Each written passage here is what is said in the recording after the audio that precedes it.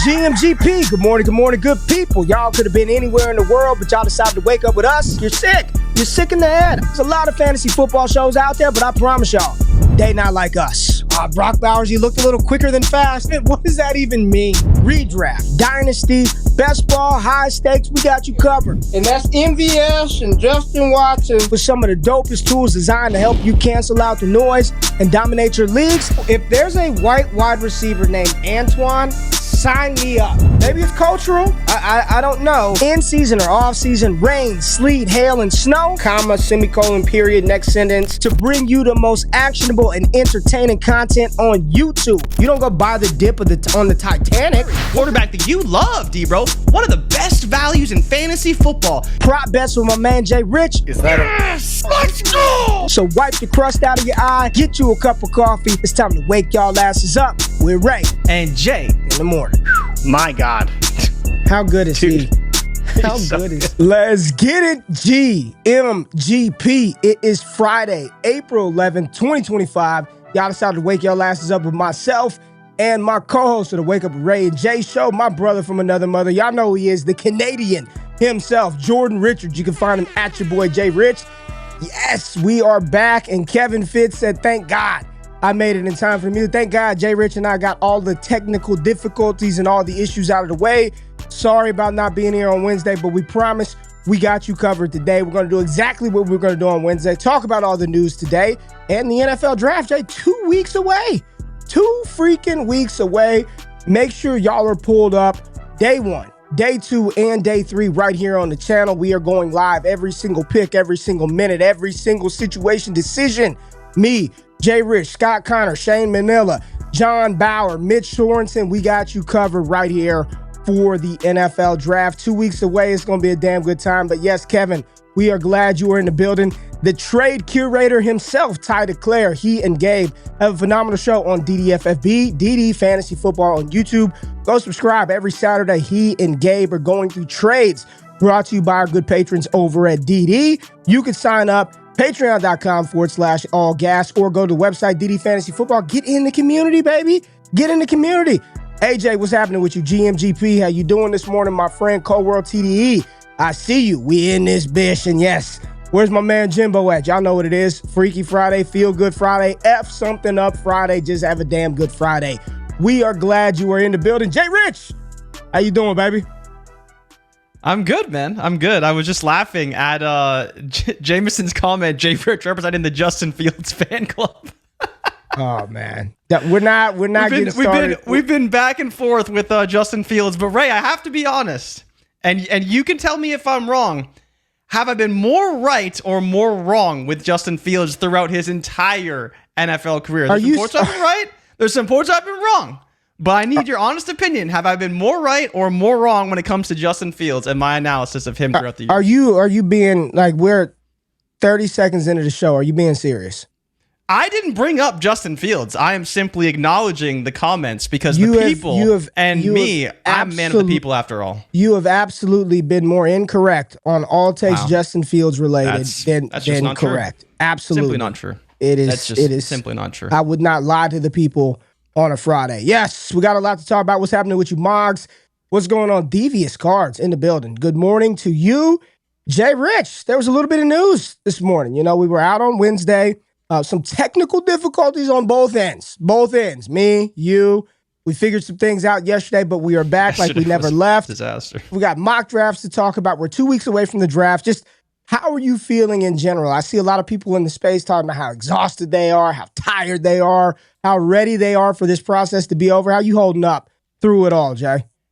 Oh, I'm good, Ray. I'm more than good. It's funny. I don't know if you saw this comment that we got on YouTube. This must have been late last night. What we get? Just got re-recommended this. It's been a while. These mocks are crazy entertaining to look back on. It was a mock from 2021. Okay. Talking about the 2022 rookie class. Oh. The top 3 picks in this rookie mock. Sam Howell out of North Carolina. Wait, hold on. Stop. Hold on. Who are the top 3 picks? Sam Howell, back in the North Carolina days, Sam your Howell, boy. Okay. Then we get into, this is actually really funny, another Ole Miss quarterback who you loved. Oh, Matt Corral. at 2. And then your darling out of Texas A&M, Isaiah Spiller at 103. Yuck. And it was a reminder that not all draft picks are good draft picks, and it doesn't matter when you look, you're going to find some stinkers. Even with the wide receivers, it was all 4 in a row. Treylon Burks, Drake London, Garrett Wilson, and David Bell. David Bell? You picked the right one? You're doing all right. You picked the wrong one. David Bell. I forgot the David Bell love. And so honestly, like, it reminded me of this class where, there's a lot of good running backs, but the quarterbacks are shaky. We don't really know if they're going to be good, how they're going to pan out. We're still going to draft them, but if they're all bad, you can't be that shocked either. And with the wide receivers, we might have a couple good ones, and we might have some stinkers in there as well. So it's just a sober reminder to start off this show of kind of where we're at. But I'm excited, man. I think that this class is shaping up really well, and I think this draft is shaping up to be really exciting from just like a let's watch it and see what unfolds, because I feel like it's really unpredictable, even, beyond the 3rd pick at this stage. Like, we kind of know who the top 3 are going to be as it stands right now, but after that, there could be a lot of movement as players and teams try to kind of position themselves correctly. The show doesn't start till Jorge from Rhode Island taps in, and he said, I remember being into David Bell. Yes, that was the right receiver to have, in quotes. Not Rondell Moore, it was David Bell's season. So there we go. And the chat is already talking about it, Jay. I know we were debating on whether we save this piece of news for the actual mock, or let's just dive into it, and then we could talk about the other aspect of it while I go get my coffee. But big signing this morning. Big player, comeback player of the year a couple of years ago. Joe Flacco back to Cleveland. Jay Rich, take it away, my friend. What do you think this means? How is this going to impact the draft? And we'll talk about this in relation to Mel's mock that we're going to look at. This was a couple of days ago. So clearly this information is new, but just your initial thoughts of seeing this. The first thing I saw this morning, Jay, was, well, this means that they're probably not getting Kirk Cousins. No shit. I mean, he's got a no trade clause. I mean, we've been saying that on this channel that I do not believe Kirk Cousins is going to be the quarterback for the Cleveland Browns. But now that it is Joe Flacco, at least in the building with Kenny Pickett, right? Flacco and Pickett, not the most inspiring quarterback room. What do you think this means for what they might do at the top of the draft, maybe with their 2nd pick, trading that pick up? What do you think this means?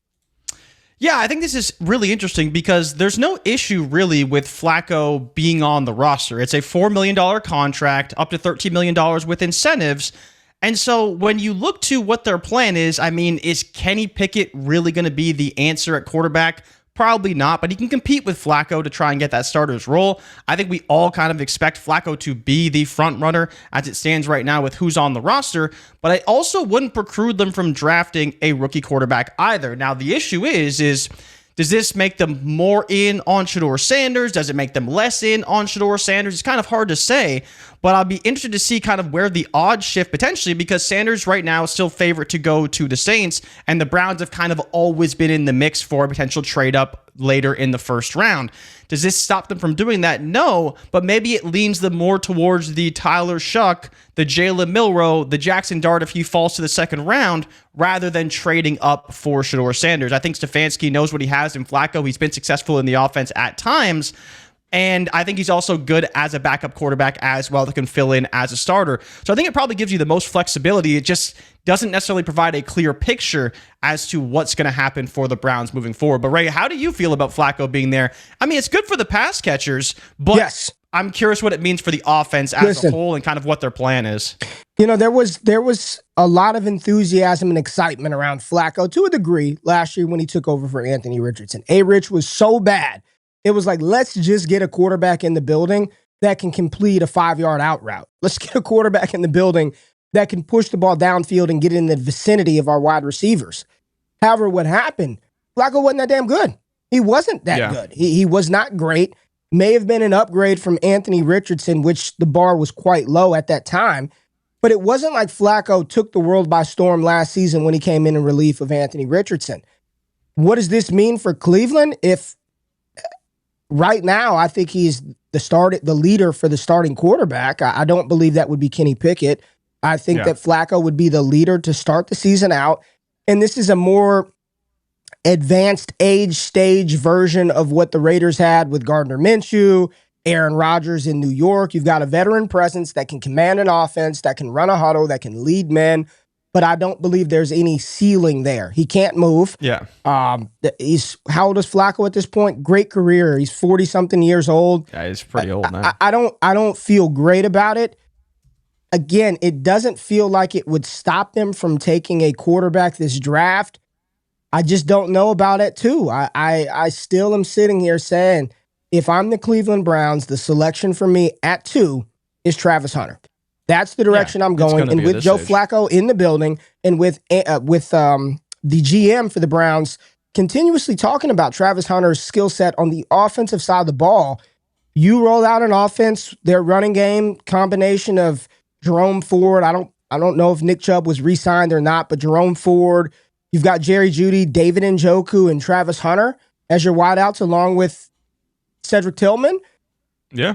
You could work with that. That's not a bad. That's actually good. I mean, Jeudy and Njoku are two of the better players at their position in the NFL. You've got some upside, some upside with Cedric Tillman, and then you add Travis Hunter to that mix. I think that is it's a passable offense. It's not the best offense in the NFL, but it's a passable offense for Cleveland. I don't think Sanders at 2 is in play, Jay Rich. Yeah, at 2, it just seems like it's not going to happen, right? Like, honestly, it just doesn't really make a lot of sense. But I think there is a world where, yeah, this offense can be pretty good. And at least they're bringing in a quarterback who knows the system. You know, like it's hard to say like what the Joe Flacco we're going to get in Cleveland is, because as you mentioned, in Indy, he was awful, but now he's going to a system where we did see him have a bit of success as well. So it's kind of trying to figure that out. But yeah, Flacco is 40 years old. So, I mean, at this stage, though, we're kind of just expecting him to be decent, right? And if he gets decent volume and they throw the ball a lot, like it'll probably be fine. But yeah, I think if I was betting today, I would not bet that Sanders ends up in Cleveland. And I think the question remains is like, what is their plan at quarterback? Is it just to draft one next year? Are they really going to bridge this gap again? Like I saw someone talk about there's no way that Myles Garrett was on board with signing knowing they were going to sign Joe Flacco. But maybe he likes Joe Flacco, right? And he was fine with it. Like, we don't really know. So to that point, man, Myles Garrett's an employee of the Cleveland Browns, right? He's an employee. He's a player, great player, Hall of Fame caliber player. I don't know how on board Myles Garrett is on offensive decisions for the Browns organization. I know that narrative gets tossed out there, but the reality of the business, I don't believe Myles Garrett is getting phone calls from the Cleveland Browns front office about the decisions that they're going to make offensively, who they're going to draft at quarterback, what they're going to do. As great as he is, I just do not believe that is how the business of football works. So you know why Myles Garrett re-signed? You know why Myles Garrett came back despite what they're going to do at quarterback, despite their ability? You know why he came back? For $40 million a year that he's going to get guaranteed. That is why he is returned to Cleveland, because they made things very comfortable for a player who has been very comfortable being in Cleveland. So let's cut the shit that he only signed because they told him they were going to draft this quarterback versus that quarterback. I'm not buying that business of football. I'm also not buying that this is a major move for the Browns to, as you call it, move the needle towards an AFC North title against Joe Burrow, against Lamar Jackson, against the Pittsburgh Steelers. I hear people in the chat. I don't think they'd be stupid to not take a quarterback at 2. They just brought 2 of them in. I'm following the moves that they're making. I think both of these would be good veterans for a young player. I just don't think they do it at 2, Jay. Yeah, no, I'm with you. They should take Travis Hunter. It's pretty much locked in at this point, it feels like. But you never know. I mean, Houston really surprised us with that one draft. But yeah, it seems like it's going to be Cam Ward, Travis Hunter, and then Abdul Carter at 3, who I believe had a meeting with the Giants. I might actually be today that he has the meeting with the Giants in New York. They met it in Pennsylvania over by Penn State. But it seems like Carter's going to be at 3. So the draft starts at 4 as it stands right now. Well, we'll see. Let's take a look at, you want to take a look at Mel's mock? You want to pull up Mel's mock? We were going to do this on Wednesday. You want to take a look at Mel's mock, see what he's got going on, our thoughts, opinions, if these landing spots were to come to fruition. And I believe we've got some people in the chat that have the results of another mock that dropped today. I did not pay for that McShay mock, so I'll let somebody else post all the relevant positions, players, and team fits on this channel. But let's pull up Mel's mock and talk about what he did round 1 and round 2. And I believe, Jay, this is his final mock of the season, or his final, like he's going to start 2-round mocks moving forward. Yeah, now he's doing 2-round mocks. 2-round mocks. I think it was Field Yates who said it was his final one, and then I was like reading more about it. I don't think it's his final one. So Field was out there spewing fake news. Yeah. I thought I read that in one of his tweets. I know I read it. Doesn't make any sense. I know I read it somewhere as well. All right. Yeah. Round 1, Mel's mock, 2 rounds, ESPN.com. Jay, no surprises here. Cam Ward is going number 1 overall in the NFL draft. He goes to Tennessee here. Cleveland at 2. They do what we have continued to talk about on the show, or at least me, because you think they should take Abdul Carter. Travis Hunter here at 2 to the Cleveland Browns. Mel says he debated Penn State's Abdul Carter for Cleveland. No doubt slotting Carter opposite Myles Garrett would destroy game plans, but they need another wideout next to Jerry Jeudy. They've got a tight end in David Njoku, and as many people have talked about this process, he is the number 1 overall player, despite how much you disliked his routes in those black Air Force Ones during Colorado's Pro Day. At 3, Jay, the draft, does it start here? Abdul Carter, come on down. Now, this is a player in a team that just on paper, add Abdul Carter. You get one of the best edge rushers in the class. How's he fit in with this Giants defensive front that's got Brian Burns, that has Dexter Lawrence, that has Kayvon Thibodeau? This is a nasty front four as it complements what they're trying to build on the back end. You've got a young Andrew Phillips, Tyler Nubin. They still need some secondary players. But this offense, this defensive line, is this sort of reminiscent of that NASCAR package that they used to roll out when it was JPP, O.C. Umenyiora? I mean, it was just DNs galore across the defensive front. Chris Canty, I believe, was there. I don't know if Strahan was there for the NASCAR package years for the Giants, but what do you think about Abdul in New York? I honestly don't know, man. It's not my job to figure out if it makes sense for them. Like, they got a lot of needs, and defensive line is not one of those things, but maybe they can move a player, or they just want to be like that elite on the defensive line. Again, we talked about, does it make sense for Cleveland? I think the way that Cleveland plays and the division they're in, like, it makes a lot of sense. Like, the Giants, they still play in the NFC East, but they just feel so far away from like just being competitive, honestly, even in their own division, that I just don't know how keeping the pick and drafting Abdul Carter makes sense for them. Like, can't you get a haul for Carter? Like, that's just kind of where I'm at. I don't think it makes a lot of sense. Justin Tuck. That's a lot of sense, honestly. Yeah, it was JPP, Tuck, Umenyiora. That was the NASCAR package that the Giants had. Sorry, I just wanted to get that right. But like, it's just, they're taking a talented player who can make a difference for them, but is it going to really make a difference for what they actually need for their team? And I just don't really see it. Like, they honestly should be trading this pick, like 100%. Even if you just trade the pick to the damn Patriots, if they want to pay to go get it, like, I don't understand how you're just going to sit there and draft Abdul Carter at 3. It doesn't make any sense. It makes sense because he's a great football player. Adding good football players to your team makes a lot of sense, Jay.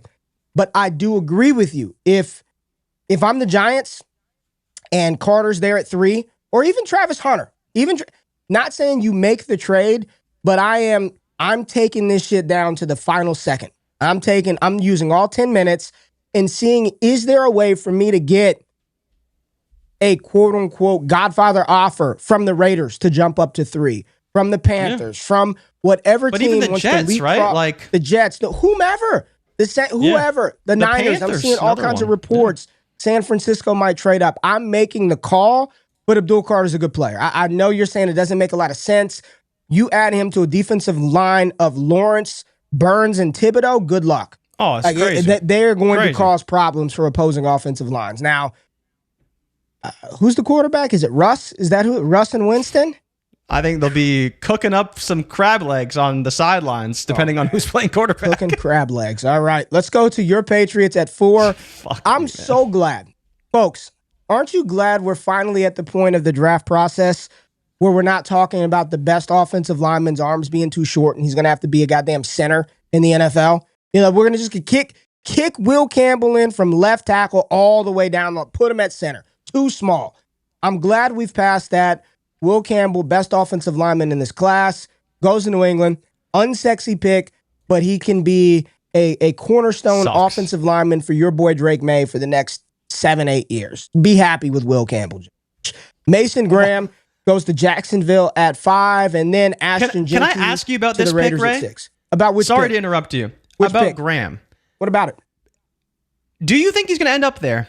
Because I don't know if you've noticed, there seems to be some momentum for Membu at 5. And I have not seen that.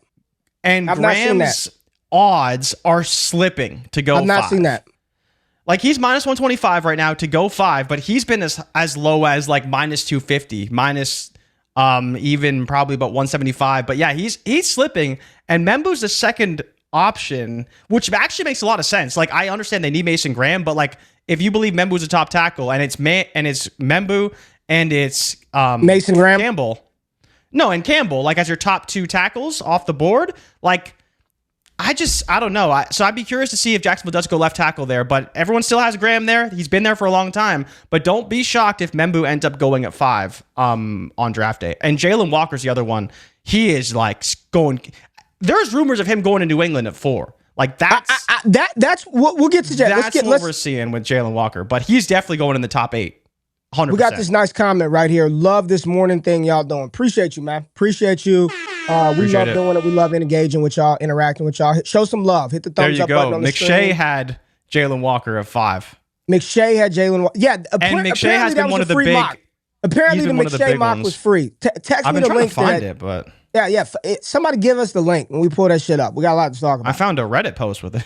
No, we don't need that Reddit post, man. We need the actual link. Ashton Jenkins at 6 to the Las Vegas Raiders. Yeah. Sure. Chalk, right? Membu to the Jets. Chalk-ish. Protect Justin Fields. I think it's a fine pick. Protect Justin Fields. Get you an all. Now, they did draft Olu Fashanu last year. I believe Tyron Smith is still in the building, so somebody's going to have to kick inside, right? Somebody's going to have to kick inside if Tyron Smith is there, but they add another offensive lineman for Justin Fields. Carolina goes Jalen Walker, edge rusher. This is a pick and a player that we've continued to mock to Carolina the entire process. No wide receiver for the Panthers right here. And then at number 9, this is where Colorado quarterback Shedeur Sanders comes off the board. And let me read what Mel said. If Sanders doesn't go to the Giants, there aren't many clear landing spots for him in the top 10, and he could slide. I could see a team trading up for him, maybe even the Saints, who have 9 picks, but most of these rosters are already set at quarterback. This is a great outcome for New Orleans, though. I like this match a lot. Jay, your thoughts on New Orleans and Kellen Moore taking Shedeur Sanders at 9? I don't know if I love it, Ray. Okay. I really don't. And it's not necessarily because I don't think Kellen Moore is a good offensive mind. It's just when you look to like his actual success as a play caller and as like an offensive designer, he was great with Prescott, but I don't know if I would say that Sanders is quite as talented as Prescott. Maybe I'm wrong. And then you go back to when he was with Justin Herbert, who, again, another archetype similar to Prescott. Like, Herbert really struggled relative to what we've seen him do in his kind of career highs.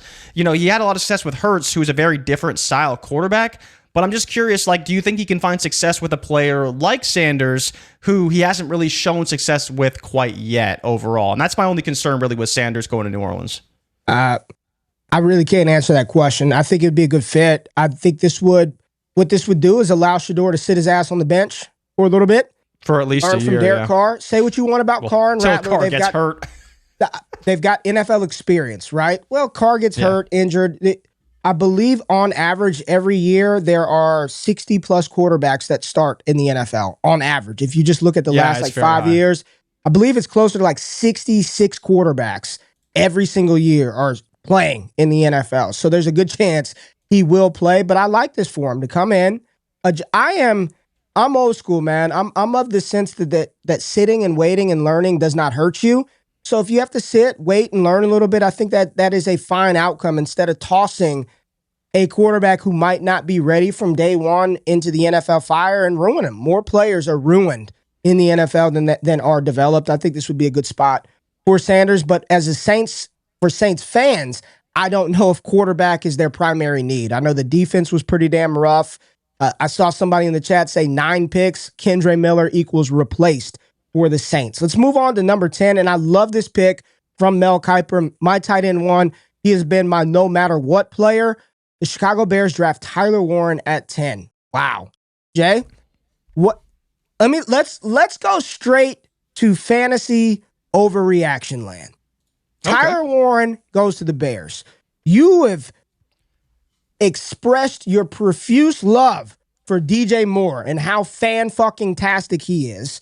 What happens to this offense with DJ Moore, with Rome Odunze, with Tyler Warren, with their running game, the Travion Henderson they're going to draft in round 2? Oh, yeah. Now we're talking.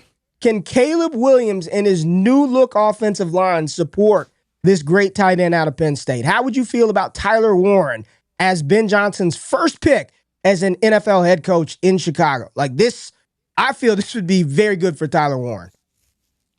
I don't know. Because here's the problem, Ray, is that it's not a slam dunk fit, in my opinion. Like, he's still a tight end, and that kind of sucks. And Cole Kmet is still on a pretty big contract. So are we projecting him to even be the tight end 1 first season? Probably not. Probably not. We have to temper expectations a little bit. And then about Caleb Williams, like, we'll see. You know, I think that they've made a lot of good moves, but am I ready to say that Caleb Williams is the guy? Like, no, I'm not. He hasn't shown enough, and he took way too many sacks. And when he did look good, it wasn't in long enough stints to where you felt like he was building on something, in my opinion. So I think we'll have to just see what this offense becomes. But overall, like, you look at Warren, should be in the top 10. It seems like the Jets or the Bears now, who have been, like, I never saw this fit kind of coming, especially because they have Kmet, they have receivers, the offense is kind of in place. I still think offensive line would be a good fit for them. But Warren is another big piece, and I think the way that he used Laporta, you have to feel like there's a good chance he will see the field because they use two tight ends quite a bit in Detroit. Yeah. But is he more than a red zone threat until Cole Kmet is gone is the question. 512 total yards out of its tight end room in 2024. I think 2 tight end approaches are... They're good for the running game, They're right? good. They're good for the running game. I think this would be, more importantly, I think this is good for Caleb Williams. Getting him a nice, easy button, massive target to throw the ball to with an offensive coordinator slash head coach slash OC that showed success. I mean, we talked about this yesterday on Bleacher Report. 17 touchdowns the first 2 years of Sam Laporta's career. Tyler Warren, 6'6", 260. So, yeah, I think this would work out well for Tyler Warren in the long run. Those are the top 10 picks. The biggest one that I've not seen in any mock or a lot of mocks are Tyler Warren and the Chicago Bears. I think that would be an interesting fit, and yeah, that would not be good for your Cole Kmet shares.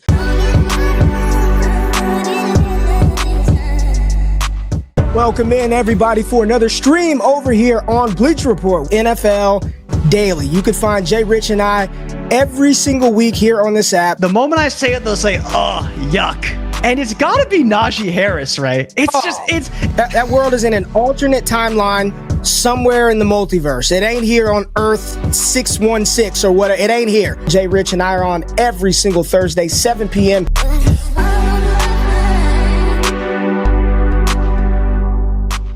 All right, Jay, we are back. Part 2. And that we were trying to save the special intermission for your boy, Dark Side Daff, who hated that Kendrick Lamar intermission. But yes, Jay Rich and I are live every Thursday on Bleacher Report. This has been a week of streaming hell over here on the channel, but we're back for part 2. Jay, nice intermission, man.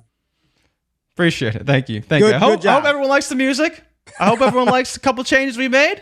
And it's just a reminder. Bleacher Report, come on. We gave our tight end ranks yesterday, right? And we had a lot of fun, even though I was a fucking disaster to start that show. Tight end ranks. It's all right, man. We're going to get through this week. It is the dog days of NFL draft season, but the people are pouring back into the building. No, we got, Daniel, we haven't even, round 2. We haven't even gotten to like pick 15 yet, man. We got a lot to get through. And I did look, Jay, the McShay mock is live on YouTube, but it is not like the actual mock draft. I texted it to you. Oh, you texted it to me? Okay, well, we could talk about it. The Reddit post has all the picks there. Someone just leaked it. Gotta love Reddit. Reddit, they get it done. All right, we're back in the building. Mel's mock, talking through the players, NFL draft. We don't know what happened. Just, it's been a wild week. We didn't even talk about Hampton, did we? To the Dallas Cowboys? Amarion Hampton, the most discussed running back to Dallas. What are your thoughts, Jay? I think this is a joke. I think this is terrible. Man. And I think it's not going to happen, right? It's not happening. I don't know what Mel's doing here. I don't know who he's pandering It's to. a lot of people. It's not just Mel. I just don't get it, man. It makes no sense. And even when you just look at the odds for Hampton to go that high, like his odds to go over 20.5 are going down because there's more and more projections that say he's probably not going to go in the top 20 picks. But for some reason, people keep mocking him to the Cowboys. Like, it's just, I just don't get what the goal is here because Sean, we didn't back in round 2. We didn't skip 11. That was Will Johnson. We said it before it went out. Maybe they didn't hear it, though. So Will Johnson, cornerback from Michigan, went 11th. He went 11th to the San Francisco 49ers right there. Will Johnson. And we took, who did we put there? Was it Barron I put there?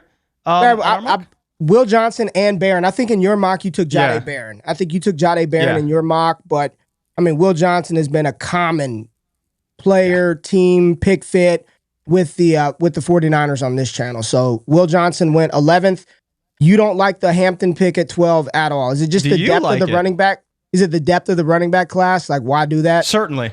Yeah. You know, we talked about how I don't think he's a good player, right? You agree that Hampton's a good running back. You agree? He's a good player. He would fit into the system well, but I just think from a value standpoint, it makes no sense. Like, especially when you compare, they need wide receivers probably just as much as they need running backs. Yeah. And I think going wide receiver, running back is better bang for your buck than running back, wide receiver. Because I think your praying burden falls to you. And even still, if you're thinking Tet and Hendo, Judkins, Caleb Johnson, like one of those guys will be fine, but you get, in theory, the best wide receiver prospect in the draft, not named Travis Hunter. Jahdae Barron, that's your boy. You had him at 11 in our mock. Goes 13th Had him to go the under Dolphins. 18.5. Great bet. Good fit. Good player. Colson Loveland, I don't know how many times, it started off Tyler Warren to Indianapolis, Dallas Clark, they both wear number 44. Now it's Colson Loveland every single time, which means draft night, they're going to take an edge rusher. It's not going to be Colston Loveland, but this is every an easy. mock has been a tight end. I've seen very few that have the Colts selecting anything other than a tight end at pick 14. Atlanta goes Mike Green, pretty chalk here. Yep. Jay? I like it. I did it a month ago. No, I hadn't seen it done. The chat, this was a FUBU mock for the people, by the people. They convinced me that Arizona takes Matthew Golden, and now Mel Kiper did it. When I did, people thought it was crazy. Why the hell would they do that? They spent the 4th overall pick on Marvin Harrison Jr. last year. There are so many other needs that the Cardinals have. Defensive side of the ball, another pass rusher, a cornerback, offensive line help. Why on earth would you spend another first-round pick on a wide receiver when you just drafted the generational one last year? I did it. I like the fit. I don't believe that this is Arizona's primary need for their team, but I actually really, really like the fit of Matthew Golden with Kyler Murray, Trey McBride, Marvin Harrison Jr. I think it's a good fit. It's a great fit. And I think the thing that people forget is their biggest need is probably still defensive back. And they're not going to take a safety with this pick. That doesn't make any sense with who they have on their roster already. And the top 2 guys are off the board already. So with that, they could go edge. And we've seen Mike Green end up there a few times and other edge rushers. But maybe the better pick is just to take a wide receiver and once again support Marvin Harrison Jr. with another weapon and support Kyler Murray in that offense, because that offense can be competitive in their division right now. Like, the Rams are really good, but Arizona can get better offensively, and maybe they'll start winning more games with their offense than with their defense, because we know their defense isn't very good. Yeah, a lot of people saying Arizona not taking them. I don't know what they're going to do. And neither do you. Yeah. None of us know. I think what's more important about mock draft exercises is thinking about if these were the landing spots, how would you react? How would you feel about Matthew Golden in Arizona hurts whom? Does it hurt anybody or does it only help the offense? And we're talking about a quarterback who is yet to throw for 4,000 yards, a team that's probably going to continue to rely on the running game with James Conner and Trey Benson in the backfield. Like, somebody is getting the short end of the stick. You can't tell me that McBride and Golden and Marv are all going to thrive in that offense. I think it has to be Marv, which sounds so dumb. Like, it sounds so dumb to say that. Like, the real loser is Matthew Golden, because he's not going to have that's what I was thinking. Featured role. That's the real loser is Golden. But if someone wants to lose targets, I think it's probably still Marv over McBride. Like, I just think McBride's going to get his targets. Like, he's deserved it. He's a great player. Marv can be better, but the pecking order in Arizona should be probably McBride, Marv, and then it would be Matthew Golden. And I think, we'll see from there. I think Golden would be the loser in that one. Here's a player at 17 and Jahad Campbell from Alabama going to the Cincinnati Bengals. Like the player, there have been rumblings and rumors because he had to have shoulder surgery that he could slip into the second round. So, do with that information what you will. Jahad Campbell here, 17 to the Bengals. Seattle needs interior offensive line or just O-line help. So they go Kelvin Banks, big O tackle out of Texas. Safety Nick Eamon-Wari goes to Tampa Bay. Athletic, explosive South Carolina playmaker, pairing him up with All-Pro Antoine Winfield Jr. That's a nice third level, support on your back end. Your last lines of defense back there. You've got two really, really good safeties. And Eamon-Wari learning from the All-Pro Antoine Winfield Jr. And it says the Bucs gave up 54 passing plays of 20 or more yards, 8th most in the NFL. So they need some pass rush help. They need some secondary help.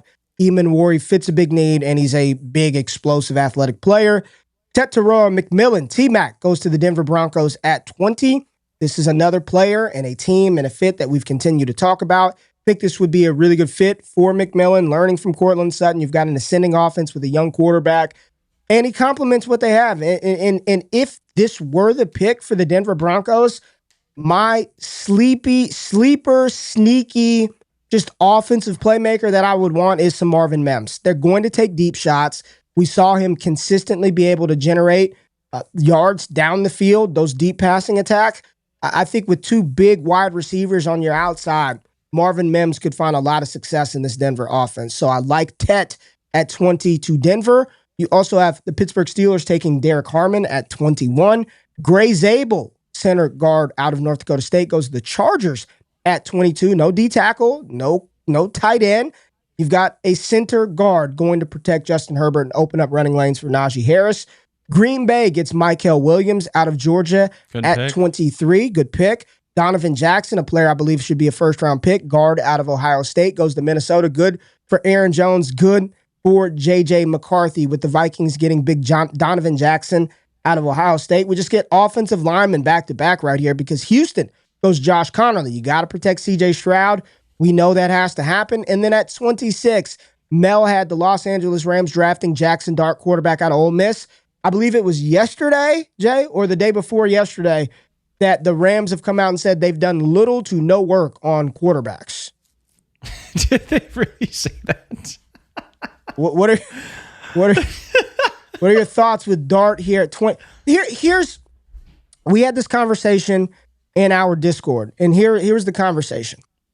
Every move that the Rams have made over the last year and a half have seemed to be moves for them to go in to win now. They were the only team to put up a little resistance against Philadelphia. And what was their Achilles heel? Saquon Barkley burned them for over 2 bills every time they played. Their defense, right? yeah. The defense couldn't stop. They could move the ball. They could score the ball, but they could not stop Saquon Barkley. So you mean to tell me with a 37-year-old Matthew Stafford, a 32-year-old Devontae Adams, all the moves they've made offensively to get this team ready to make a run, that they're going to spend the 26th overall pick on a backup quarterback? I'm not buying it. I'm not buying it. And the way that this mock has fallen, you've got Malachi Starks still on the board. You've got other edge rushers. Look at that. Starks going 27 to Baltimore. I just don't think the Rams are going to prioritize a backup quarterback on a win-now mode team. Not saying it wouldn't be smart to plan ahead, but not the 26th overall pick and not with some of the players that are still on the board. I can't see I can't see this happening. But the problem is, though, Ray, is that McVay hasn't had to solve this issue yet. And I think that's what's interesting about a move like this is that we say, it's kind of crazy. I don't know if it makes a lot of sense, but would be pretty excited to see what McVay would do with Jackson Dart because Matthew Stafford is going to be the starting quarterback all year. Let's see if he can develop Dart into being a good quarterback because let's be honest, we want pieces of this Rams offense. We want Puka Nacua. We want Devontae Adams. We want the quarterback of the Rams to be good. And if Jackson Dart can be that incumbent quarterback in this Los Angeles offense, we should probably be excited about that, shouldn't we? We don't know if McVay can develop quarterbacks to be, the next big thing, but I think we all want pieces of this McVay offense. And if Dart goes there, I think we have to be a little bit excited to see what he can do with a player like Dart because you've talked about it. He's got some talent. He's got some raw skills. He needs to clean up some things in his game. If McVay can do all that, he could be a pretty good quarterback. It's not about whether he can be a good quarterback. I think that here's my thing, Jay. The Rams aren't the only organization where he can go and be a good quarterback. So it has nothing to do with them. Sure, you like Sean McVay, but Jackson Dart's success is not going to be predicated on whether he lands on the Rams or not. I don't think this would be a wise use of a first-round pick for a team that every move that they've made, even when we thought that they'd be a bottom-of-the-barrel team going into 2024 and they were a playoff team, won a playoff game this past year, I don't think that they're going to prioritize a player who is not going to help them win today. The Rams aren't when have the Rams had the foresight to think 5-6 years ahead? Like, they are in win now mode. They've been like that, but you look at the team though, they are a young ascending team in pretty much every aspect except for maybe Stafford and Devontae Adams. But like defensively, if they believe they have the pieces in place and can be better next year, they need defensive help. They do not have they have their defensive front in place, but Saquon ran for 2 bills against them, and it wasn't Jared Verse's fault. They've got to improve their second and third level of the defense. If you want to take that step, as you talk about needle movers, this pick does not move the needle in that direction. But who would you put in this spot, though? Because Malachi Starks is not tackling Saquon Barkley either. We can go down the list. So I'm just curious who you put in this spot otherwise. If you're trying to find a developmental backup for Matthew Stafford, I'm not doing it right here. I'm not doing it with Jackson Dart right here. No, thank you. Baltimore at 27 takes Malachi Starks. Great pick. Donovan Ezeraku from Boston College goes to the Lions. Great pick. I mean, you've got to have somebody on the defensive front until Aiden Hutchinson gets back, and then when he's back, you've got a compliment to one of the best defensive players in football. Donovan Ezeraku goes to Detroit. Washington Commanders at 29 select Shamar Stewart, DN out of Texas A&M. I want to talk about the Commanders, and then this pick, Buffalo Bills, Maxwell Harrison. I think it was your boy Ari that came out and said he is the CB2 on just about on most teams' boards, is Maxwell Harrison. Really? CB2. Go look up the tweet. I think Ari put that out yesterday. Wow. That Maxwell Harrison means that teams either like Jahdae Barron, or would you say there's a reason for that? Is it the way they play? Because Barron is more of a zone guy, isn't he? Or is he more of a man corner? Maybe, like, is it stylistically why teams would prefer one or the other? I don't think they play the same type of defense. Harrison is strictly, you're going to plug him at corner and stay at corner. Yeah. Jahdae Barron has got some Mike Sanders still. He's got some Jalen Petrie. He's got a little bit of that Tyrann Mathieu in his game where he can play in the nickel. He can play outside. He can play safety. He can rush the quarterback. He can do he's a Swiss Army knife defensive back that can play lockdown coverage. But I wouldn't say Jahdae Barron is the type of guy you want to just say, go line up against Jamar Chase and we'll just one-on-one you for the whole game. That he's not that type of corner. I guess that scouts believe Maxwell Harrison and that speed is SEC play can do that. And then also, again, take it with a grain of salt. I've continued to talk about Washington to be in a sneaky landing spot for a running back. Their rushing EPA and their rushing offense last year was outstanding. And that was with Brian Robinson, who's he's a good NFL grinder, right? He can handle a bunch of touches. And they have Austin Eckler, who's advanced in his age, still very capable, but this isn't a spry young running back room. I saw today that the Washington Commanders are seeking an explosive running back. Okay. Do with that what you will, but there was a report today that the Commanders are looking for an explosive option in the backfield to add to their team. I think this could be a Travion Henderson spot. I really do. I really think this could be one of those spots where I'm not buying Hampton at 12. I think the second running back off the board absolutely can be Travion Henderson. You put Henderson in Washington with Brian Robinson, with Austin Eckler. That's a nice 3-back rotation where next year you're hoping Henderson can take that step forward and assume that full-time Austin Eckler role. I don't need Hendo to get the ball 30 times a game. I need 15 to 17 quality touches, and I think Washington would be an excellent spot for that type of running back. So Washington goes Shamar, Buffalo goes Maxwell, Kansas City Chiefs are on the clock, and they take Josh Simmons, the tackle out of Ohio State. And then Philly takes James Pierce Jr., the outside linebacker out of Tennessee. That is round one, Jay Rich. What are your thoughts? Round one, right here, as I scroll up through the mock. It was pretty good. It's funny you brought up that Commanders point because I saw this tweet from Daniel Jeremiah yesterday, like basically, yeah, it was noon yesterday. He said, I've been focusing on rosters needs this morning, and one thing that stood out was Ohio State running back Travion Henderson has a skill set that fits a bunch of teams. He might go much earlier than general consensus, mismatch player with exceptional pass pro and home run ability, which, again, that's something that we talked about, even back in January, you and I talked about just watching Hendo's tape and how do teams not see him as a dude who's just so explosive that you have to take a shot on him because of the success of a player like Jahmyr Gibbs. He has the pass pro ability as well. So, but we agree he's not Jahmyr Gibbs though, right? No, he's not Jahmyr Gibbs. But if you're just looking for a player who can kind of operate in a similar fashion, I'd never want him to be a lead guy and get the carries that Gibbs got when he was the lead guy in Detroit. But man, it's hard to see a team I don't think he's a sleeper by any stretch. But if he rises up boards and he goes in the top 20, you should not be shocked. He just has a skill set that very few running backs in this class possess.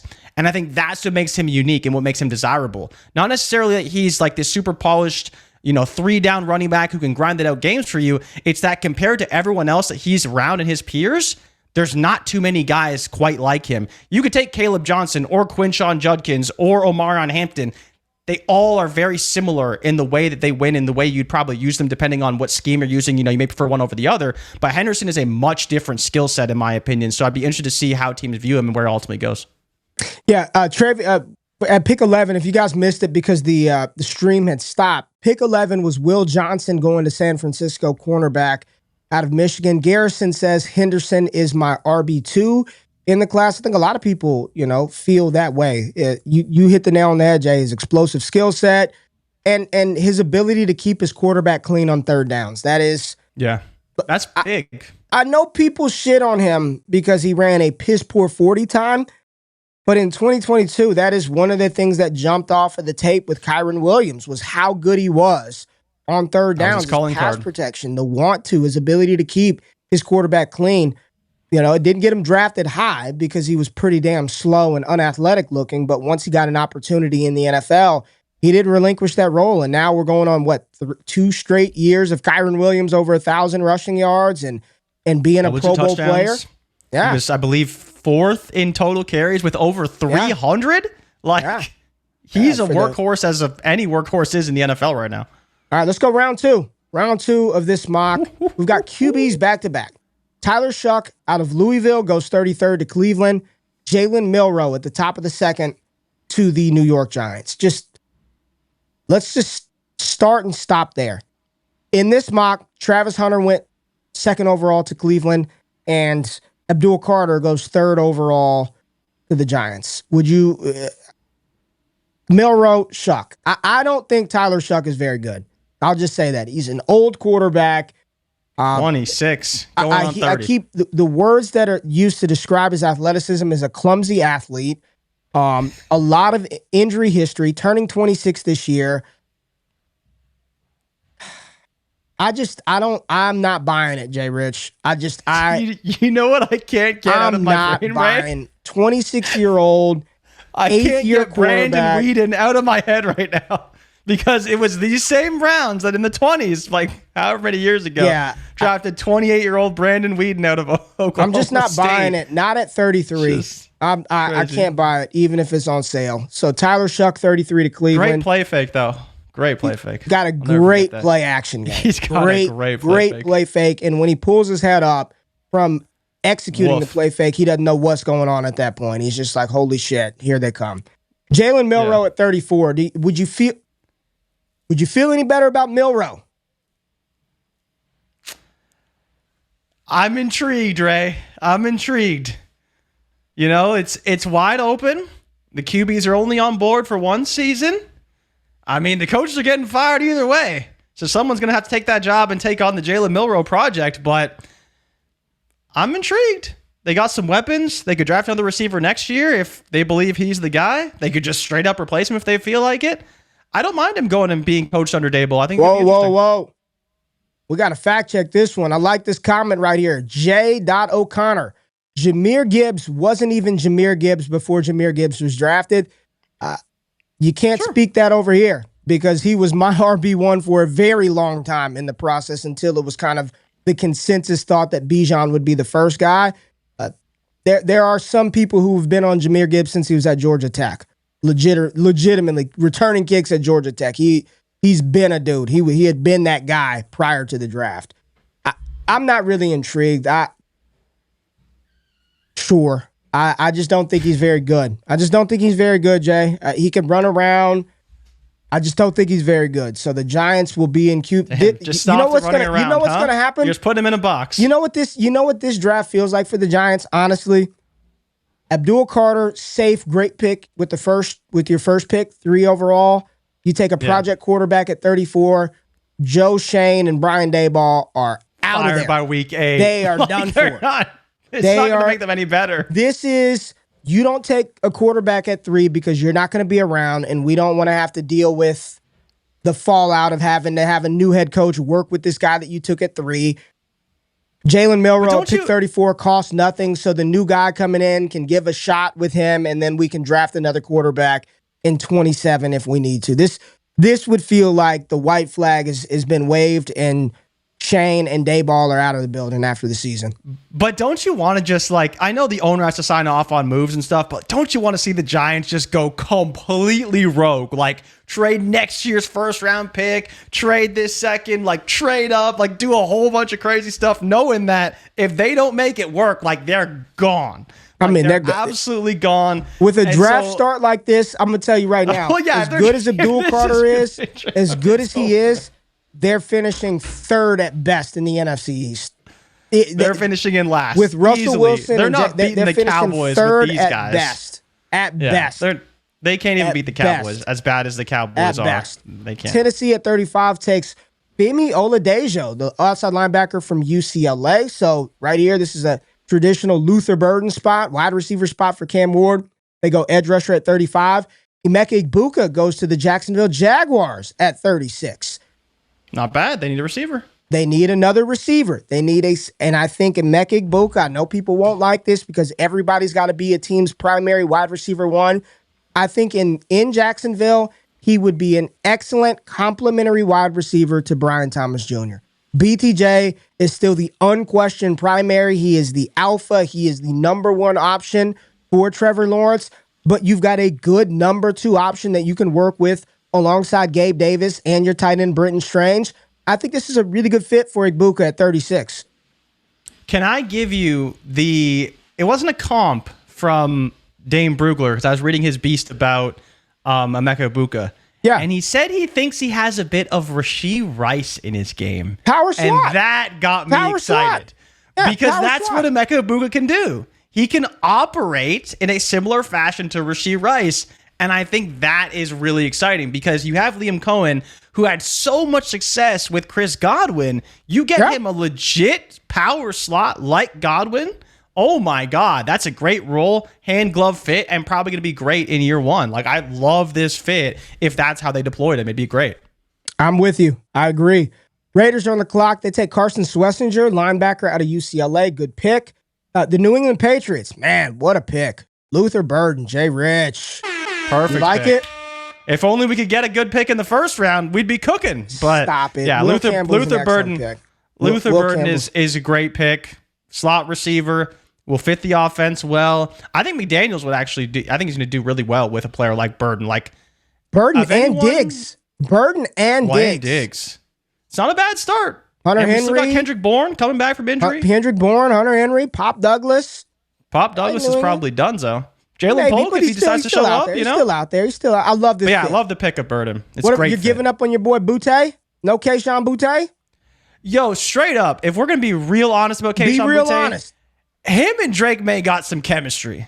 I don't know what it is, but if you need a player who can get you 300 yards on the season, catch 5 bombs from Drake May, Kayshon Boutte is your guy. All right. Let's go on to 39. The Bears take Walter Nolan, who has fell down the board a little bit.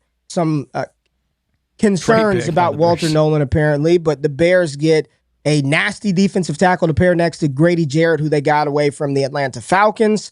And then they got another pick coming up here after New Orleans picks Ezariah Thomas, cornerback out of Florida State at 40. We know they need defensive back help. Like this pick, they shipped Marshawn Lattimore out of town. And then Chicago, yes, here they go. TreVeyon Henderson. So, my God, Oh, Chicago, buddy. Tyler Warren, Walter Nolan, and TreVeyon Henderson within the first 40 picks of the draft. Good start. Heck of a start. Heck of a start. Yeah. Heck of a start. Oh, ready for another good one, Jay Rich? Oh, Ready yeah. for another good one? Elijah Arroyo, tight end out of Ooh. Miami to the New York Jets. This is interesting because Tyler Warren gets mocked to the Jets every so often. Yes. So there is that connection with them needing a tight end. But, I mean, if you want to go and draft Membu in the first and come back with Arroyo, I'm on board with that, right? Yeah. We know Justin Fields loved to target Cole Kmet, or if Arroyo's his guy, could be a decent fit in year one for the tight end. Ooh, look at this pick. The 49ers get at 43. This is a heck of a pick. Big pick for San Francisco. Kenneth Grant. He was even still available. He's still available. Kenneth Grant crazy. at 43 to the 49ers. That is ridiculous. 6'4", 331. Very good athlete, and the 49ers get a big-bodied option to plug in there after Javon Hargrave and Malik Collins were let go. Dallas at 44, Jay Rich. Which running back do they take? Didn't they already take a running back? So they got to go receiver. I know. Trey Amos. Not bad. Trey Amos. Yeah. You were thinking receiver. You're probably thinking Trey Harris. Ole Miss, right school, right school, wrong player. Trey Amos. So we've got Diggs coming off injury. Bland last year was up and down. He was injured half of the year. They lost Jordan Lewis to Jacksonville. I love Trey Amos. I think he's a very good corner, and I think this would be a good pick. Again, a non-sexy pick, but I think he would be a really good player in Dallas. Trey Amos, 44 to the Cowboys. Jonas Savaiinaea, the guard out of Arizona, goes to the Colts at 45. Ben Morrison, cornerback from Notre Dame, goes to the Falcons at 46. The Arizona Cardinals get offensive line help with Tyler Booker out of Alabama. Darius Alexander, DT out of Toledo, goes to the Miami Dolphins at 48. So we got big boys, Tyler Booker, Darius Alexander back-to-back. JTT Omalo out of Ohio State, defensive end, goes to the Bengals, who in round one also went Jahad Campbell out of Alabama at 17. So they went defense for the Cincinnati Bengals. At 50, Siobhan Revel Jr., cornerback out of East Carolina, goes to the Seattle Seahawks. They've got Witherspoon, Reek Woolen. Now you're adding Siobhan Revel. They're trying to recreate that Legion of Doom defense, man. No fly zone out there in Seattle with those secondary players. 51, Denver Broncos take the RB4 off of the board at this point. Quinshawn Judkins from Ohio State goes to the Denver Broncos, and we know they need a running back. Jaleel McLaughlin, Audric Estime, that's all they got. They bring in Quinshawn Judkins, Jay. Yeah, I mean, there's your hammer, right? That's the guy that Sean Payton wants. A hammer running back that can tote the rock, will fight for yards after the catch or after the run. Like, he's going to be great in that offense. I think he'd be unreal. Love Judkins in Denver. Immediate RB1. Seattle, oh boy. Jaden Higgins. Jaden Higgins goes 52 to Seattle. So Seattle just took Siobhan Revel. They get to skip a pick, and then they pick again, and they take Jaden Higgins, big wide receiver out of Iowa State. If you don't know how Jay Rich feels about Jaden Higgins, go listen to the Monday show where he called him a new version of Alan Lazard. So he's not really feeling that Higgins. But in round 2, 52, is this okay? Better price, but he's no DK Metcalf, let me tell you. Okay. But I think he can. The thing is, at least there's a clear role for him. So if you're projecting him to play in this offense, it's like, well, at least they're not bringing another slot guy. They're bringing a big body outside receiver to replace DK Metcalf, which we know they need. So I think the fit is good for Higgins. Okay, there we go. We've got Nick Scorton, Tampa Bay, going to the Tampa Bay Buccaneers. Nick Scorton, edge rusher out of Texas A&M, goes to Tampa Bay. We know they need some pass rush help.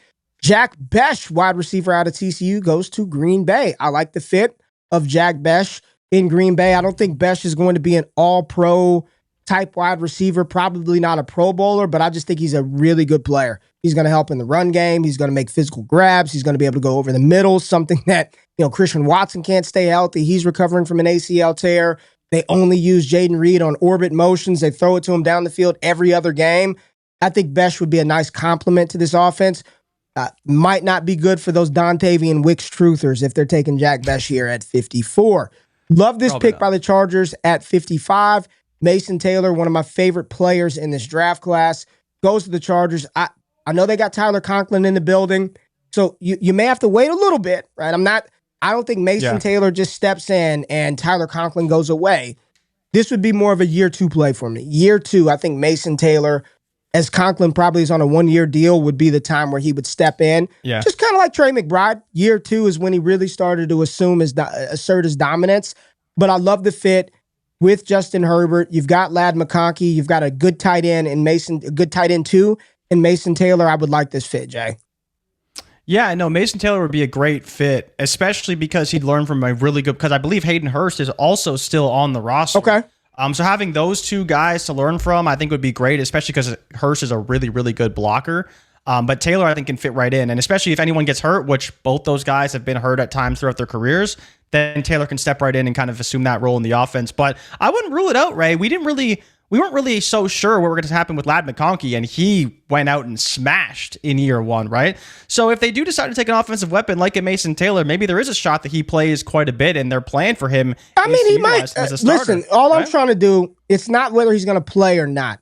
What I'm talking about is him being what people are going to expect when they see him drafted in the 2nd round to LA. Oh my God, I got a superstar tight end with Justin Herbert. Maybe. What I'm saying is I doubt that would happen in year 1 with the veteran on the team. It's just setting the correct expectation level. That doesn't mean Mason Taylor's not good. Doesn't mean he's not going to be an all-pro down the line. All I'm saying is as a rookie, for a rookie tight end to come in and do that, I don't think that would be in his range of outcome this year, but I'd be very excited about when he got on the field, the flashes that he shows, and more importantly, the outlook for year 2 in Los Angeles. At 56, 100%. Buffalo takes Talik Williams. At 56, Big D tackle. I've mocked him in round 1. At 57, we're going to have to adjust his pick. The Carolina Panthers taking Isaiah Bond out of Texas, who is, I don't know if he's out on bond yet, but he is facing some legal issues. I do not believe he will be picked at 57, Jay. But do you? Probably not. Probably not. Probably maybe not. We flip-flop. Would have been a bad pick either way. Maybe we flip-flop the next 2 picks because at 50, I think Houston, they get a steal here. Jalen Noel out of Iowa State, he graded out as a top 5 receiver for me in the class. When you can run fast, when you are good at tracking the ball downfield, and even at his size and stature, he is not a slot-only guy. Played primarily on the outside, 41.5-inch vertical jump. I mean, he's an athletic specimen, and he can get down the field. I am excited about Jalen Noel in Houston. Yeah, it's a great pick. I think you just look at what Tank Dell did and the success he had. Like, Noel can literally do similar things as well. And I think he's underdrafted at this stage right now. I expect him to go probably top 40, maybe 45. I don't think he's lasting all the way to 58 to Houston. But if they did get him, it's a great pick and a great replacement to some of the players they're trying to replace this season. All right, let's keep it pushing. 59, the Baltimore Ravens are on the clock, and they take David Walker, outside linebacker out of Central Arkansas. This is a new pick, a new player that I haven't seen anybody mock inside the top 60 picks. So David Walker, outside linebacker out of Central Arkansas. Let me just give you a little taste of who he is, Ravens fans. 31 sacks and 63 tackles for a loss over the past 3 seasons. So 31 sacks, 63 tackles for a loss. I will take some of that production day 2. And Baltimore, they do a good job. They know what they're doing when they're scouting defensive linemen and linebackers. At 60, Anthony Belton. There's a common viewer of the show that has continued to talk about big Anthony Belton every time we do a mock. 6'6", 336 pounds. Anthony Belton is out of North Carolina State, Jay Rich. So big offensive lineman. The Commanders take Darian Porter, the speedster, out of Iowa State. I mean, he's like 6'3", and he runs a 4.3 40-yard dash. So Darian Porter goes to the Washington Commanders at 61. Your boy, Xavier Watts, goes to Buffalo at 62. Such a good pick. What a pick. Really Such a good pick, man. Really good pick for the Bills here at 62. The Chiefs are on the clock, and oh boy, Jay Rich, Caleb Johnson, running back out of Iowa, goes to Kansas City. Let's stay here for a minute. We've got Caleb Johnson in Kansas Quinshon Judkins in Denver, Travion Henderson in Chicago, Omarion Hampton to Dallas, and Ashton Genty to the Raiders. Where would Caleb Johnson? Where do you think Caleb Johnson would fit in the pecking order of the running backs that were previously drafted if this mock were to play out like this? Okay, so for me or for consensus? Let's go for you personally. So, Caleb Johnson in Kansas City, Hendo in Chicago, Judkins in Denver, Hampton in Dallas, Genty in Las Vegas. I think I would rank them probably as they were drafted. As they were drafted? The only one who could change potentially is Judkins, but okay, so Hampton, if he's drafted at 12th overall, he's the starting running back for the Dallas Cowboys, and I'm probably taking that guy over whatever you have in KC and Caleb Johnson. Okay. I'm definitely taking Genty, and I really like Hendo in Chicago.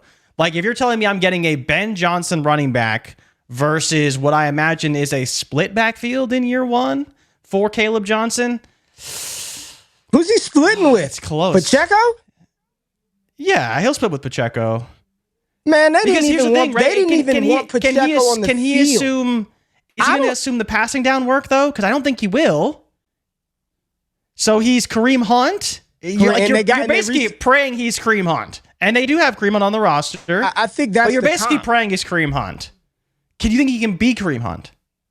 Because he's a little slower than Kareem Hunt coming out. Or was Kareem Hunt that slow? No, dude. I thought he ran in the 4.4s. No, he did not. He did not. Trust me, he did not.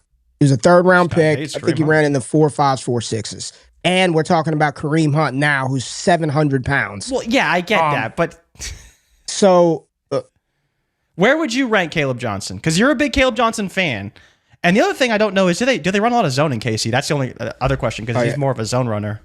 But they'll run what they need to run.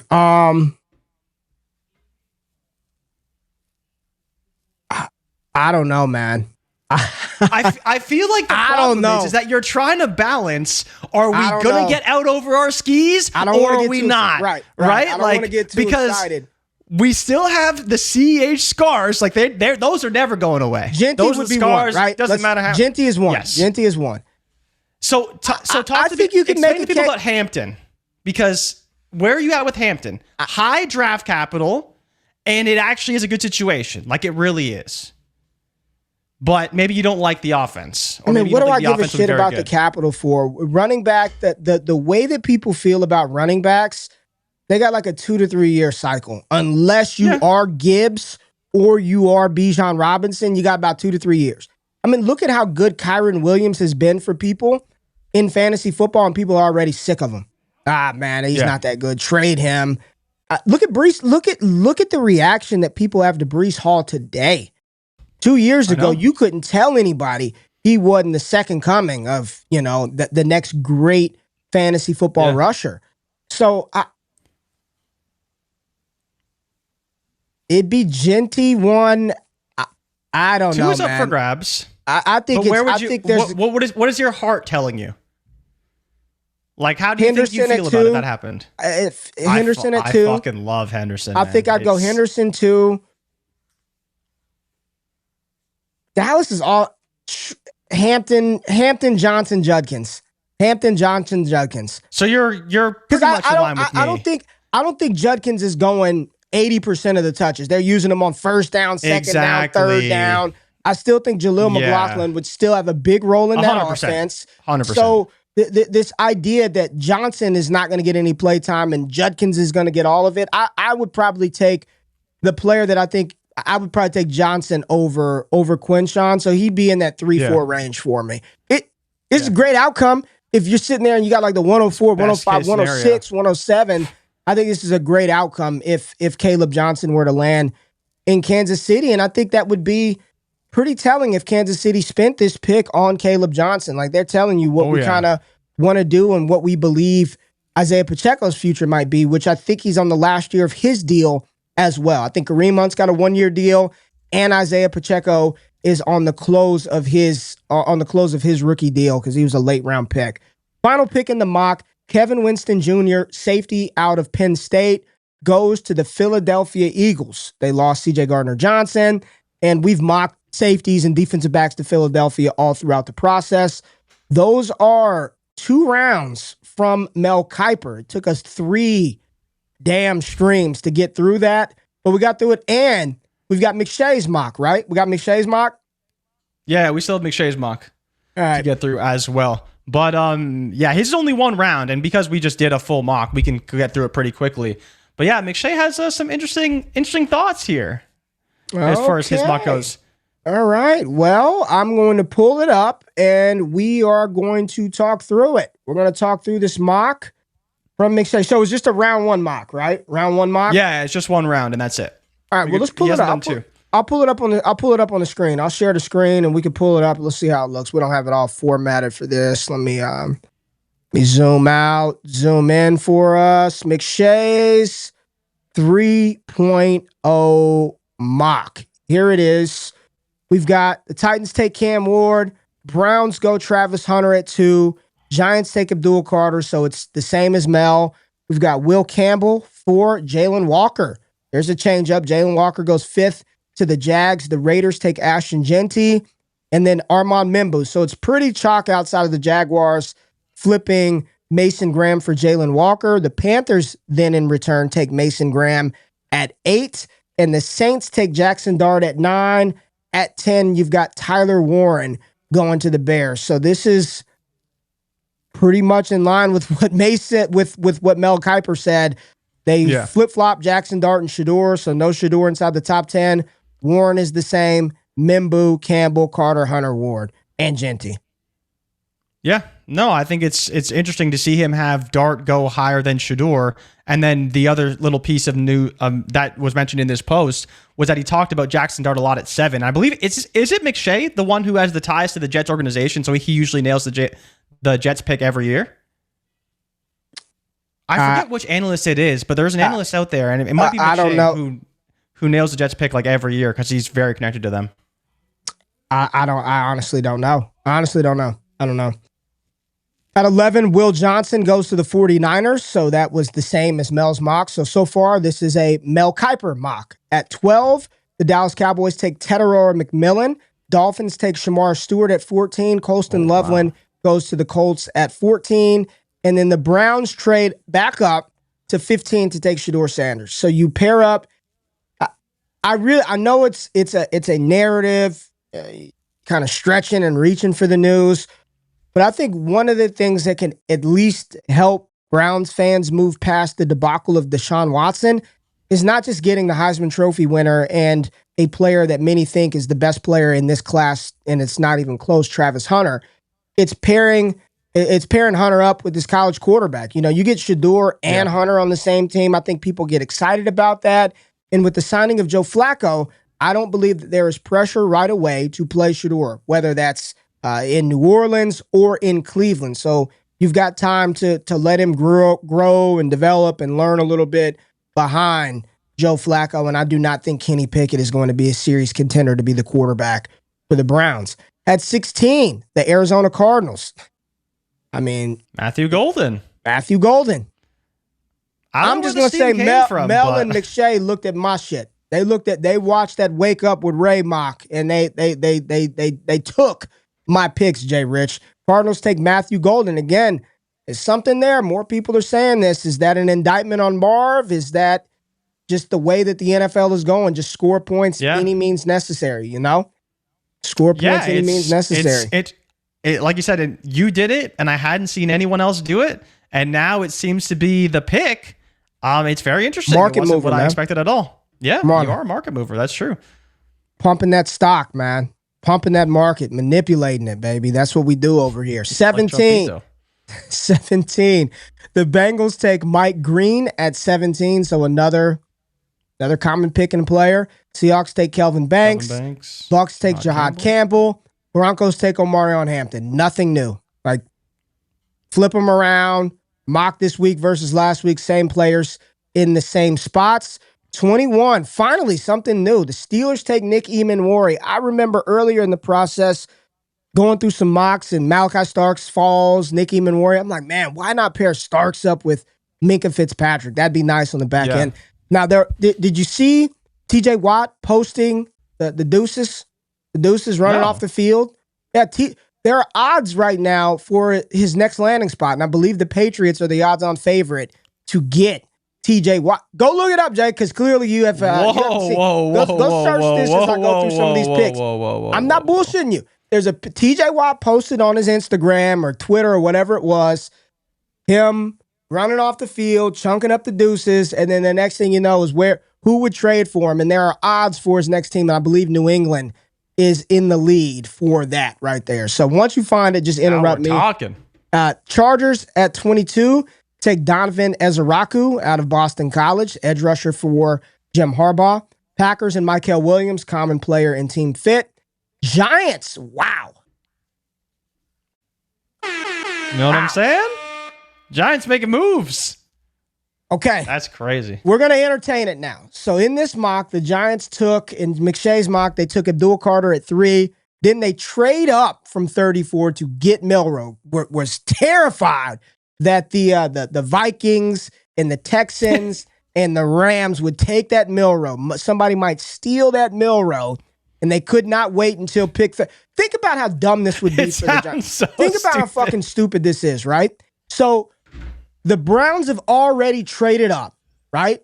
15, they traded up to take Shador, right? They're picking the second pick in the second round. Cleveland's not taking a quarterback. They've already moved that pick. The Lions, the Ravens, the Rams, the Commanders, the Bills, the Chiefs, and the Eagles. Which teams need a quarterback there? Now, you can say... Ray, there isn't a single team in the NFL right now that needs a quarterback. So after the things that have happened. What team? Maybe the Steelers? You could say that somebody could jump up and steal them, but this is just this is a dumbass trade right here. I'm not trading up. Minnesota's probably laughing to the bank with this move. You guys traded up with me for Jalen Milroe, but Giants take Jalen Milroe at 24, and I will say Milroe accepted his invitation to the draft. You've got McShay mocking him in the first round. You've got Kiper mocking him at the top of the second round. When we get to draft night, are we going to hear Jalen Milroe's name Thursday night? I'm going to say no, Jay Rich, but all this smoke is the answer may in fact be yes. The Texans at 25 take Gray Zabel. Last time I did this in the mock, Texans fans in the YouTube comments, one dude was pissed. He was pissed, man. Why? I mean, he wrote a dissertation as to why the Texans don't draft small school players, why Gray Zabel is a developmental guy that won't be ready for 4 to 5 years, and why this was an awful pick. But Todd McShay did the same thing, so go leave that shit under his comments. At 26, a much better pick for the Rams than Jackson Dart, in my opinion. Jahdae Barron from Texas goes to Los Angeles. This makes a million times more sense than taking damn Jackson Dart here. Rams get Jahdae Barron at 26. Love the fit. Love the player.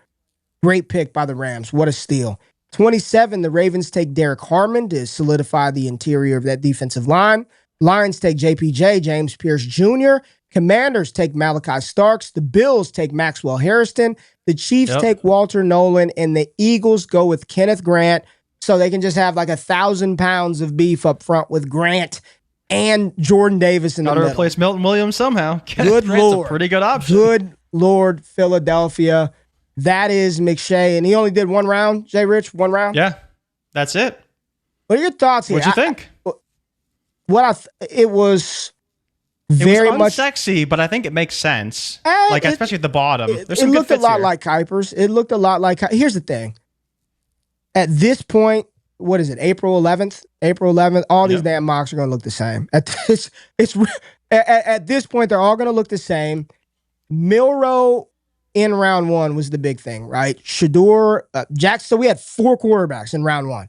Milroe, Sanders, Dart, Ward. Ward goes 1. Dart goes 9. Sanders goes 15. Milroe goes 24. 2 running backs, Genty and Hampton. 2 running backs, Genty and Hampton, and only 1 receiver in round 1? 2. Tet and Golden. Yeah. So no Ibuka, no Burden, nobody else. I thought that was fine. Ibuka's odds to go in the first are going up too. Really? He was like, I think plus 105 or so, maybe a week ago. And now he's all the way down to minus 140 to be under 29.5. Yeah. We'll see. I love The talking. RBs is the most interesting one. I think there's some steam to 3 running backs in the first round, with the talk of Hendo maybe going in the first round late. And, we'll see how teams feel. We know that Hampton seems like he's a first rounder, but it's almost a balanced market. It's minus 150 for under 2.5 and only plus 120 for the over.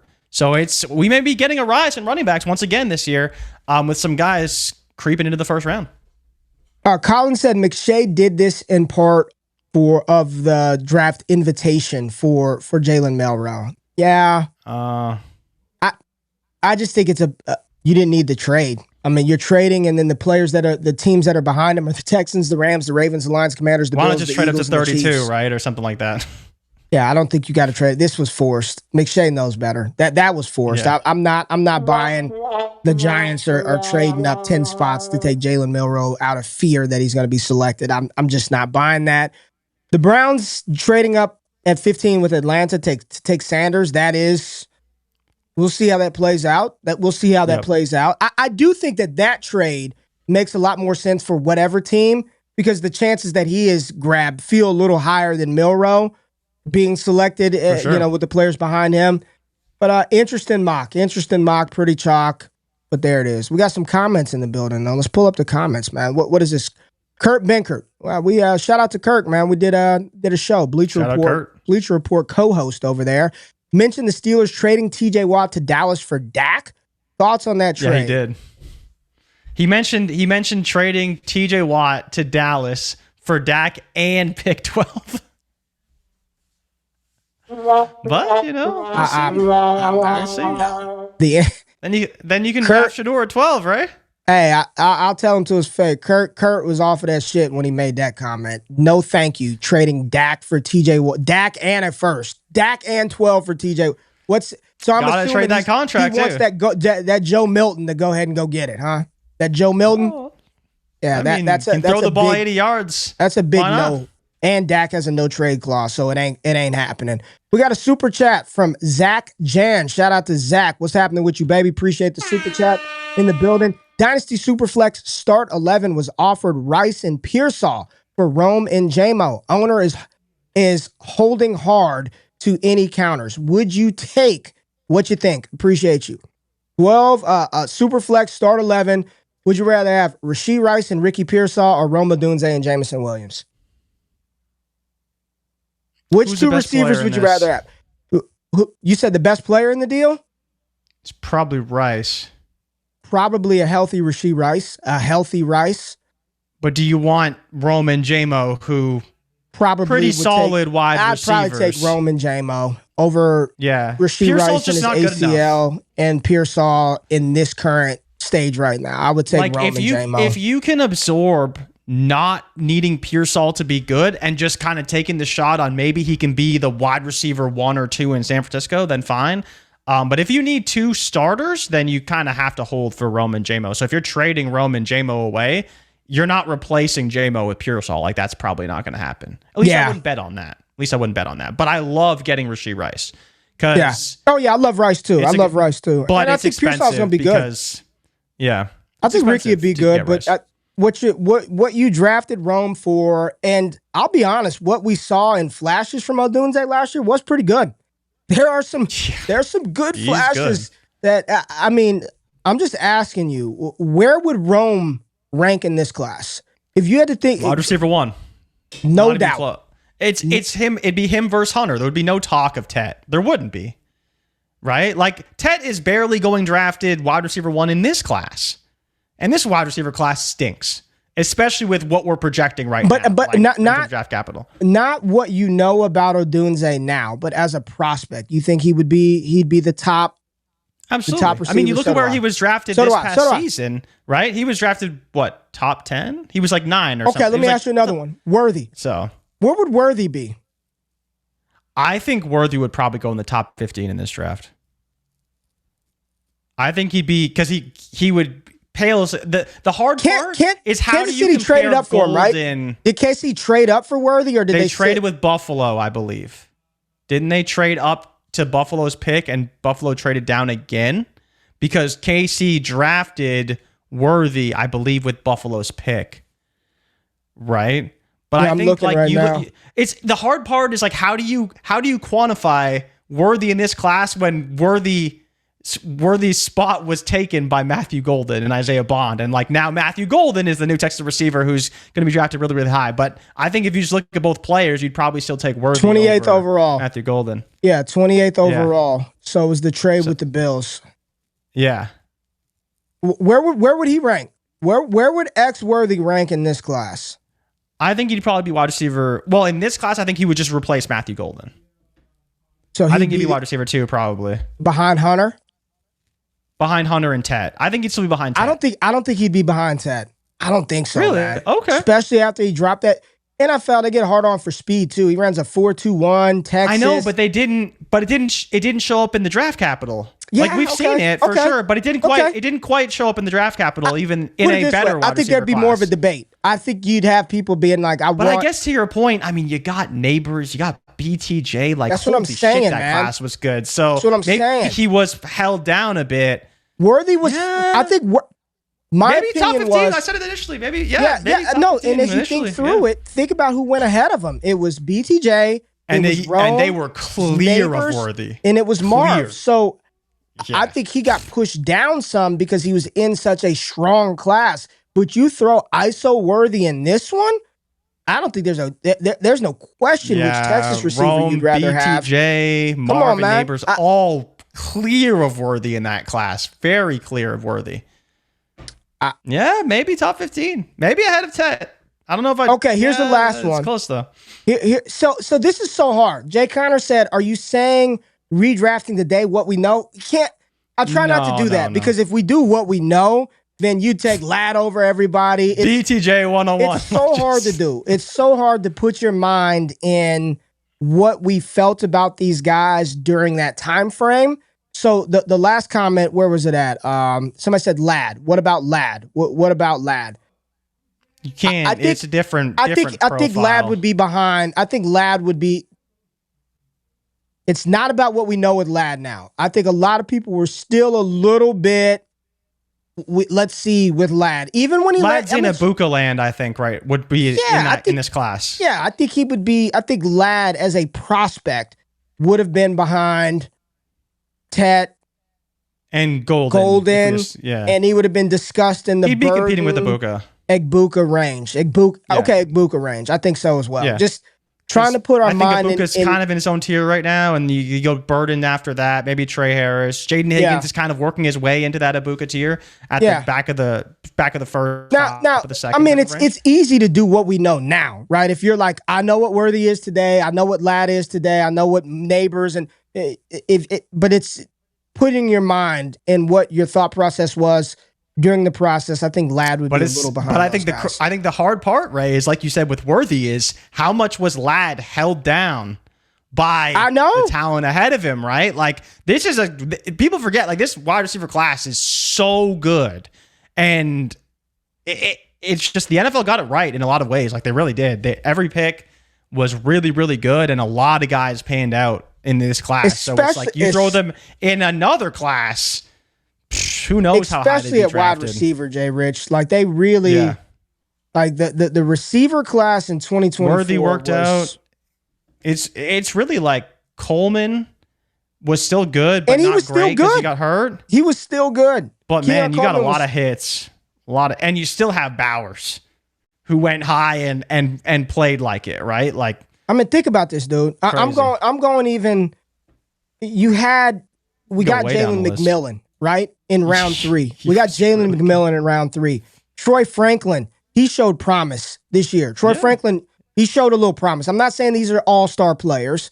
Adonai Mitchell, we still haven't seen shit from Roman Wilson because he barely played. You know, I'm just saying. He was hurt a lot, We didn't see Roman Wilson play, but you got Ladd, you got Keon, you got Pearsall, Leggett, Worthy, BTJ. I mean, it was an incredible.